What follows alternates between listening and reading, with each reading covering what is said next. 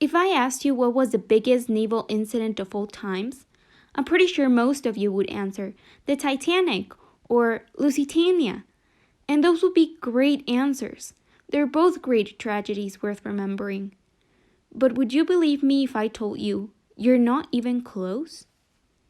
On April 15, 1912, the Titanic, a passenger liner, collided with an iceberg, causing one of the most famous maritime tragedies of history and taking the lives of about 1,500 passengers.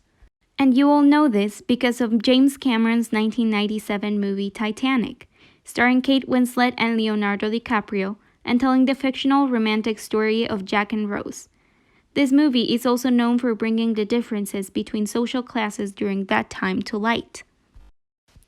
The sinking of RMS Lusitania on the 7th of May 1915 by a German U-boat is also a good guess.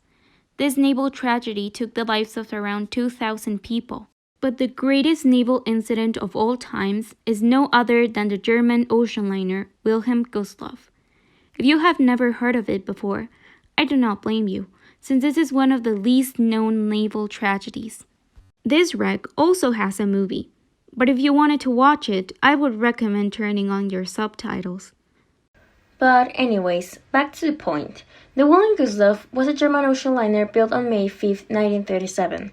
That was originally intended to be named Adolf Hitler, but was named instead after Wilhelm Gustloff, leader of the National Socialist Party's Swiss branch, who had been assassinated by a Jewish medical student in 1936. The MV Gustloff was also the first ship built specifically for German Labor Front Kraft Deutsche Führer Stranger Joe program, which supported leisure activities for German workers.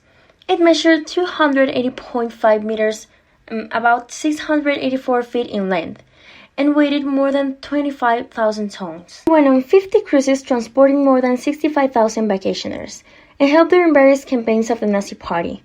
But as the Red Army advanced on East Prussia, Karl Dönitz began preparations for Operation Hannibal, the mass evacuation of German troops and civilians from the area.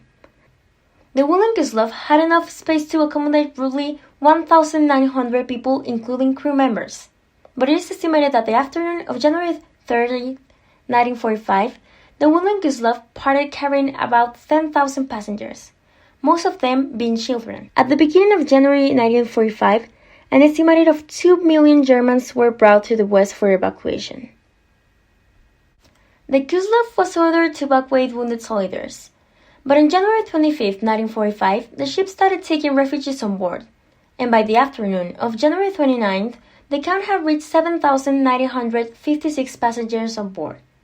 When registration and boarding stopped, witnesses estimated perhaps another 2,000 people boarding. That same day, at 9 p.m., the Gustloff was hit by a Soviet submarine and sank over the course of an hour. As it happened with the Titanic, the ship was taking lifeboats and rafts for only 5,000 people, but remaining of the life-saving appliances were frozen to the deck. Of the estimated 10,000 people on board, only 1,239 people could be registered as survivors, making the Gustloff the sinking with the highest death toll in the maritime history. After the incident, it was decided by both sides, the German and the Russian, that the public knowledge of the wreckage was inconvenient for both sides. So it was decided to keep the wreckage a secret. When the incident was in fact discovered and sent to court, it was found that the allegation of the sinking of the Gustloff constituting a war crime are legally unfounded because of the presence of weapons and nearly 1,000 military personnel on board. But the Wilhelm Gustloff was not the only ship destroyed during the evacuation. It is estimated that in 1945, over 25,000 people lost their lives at the Baltic Sea.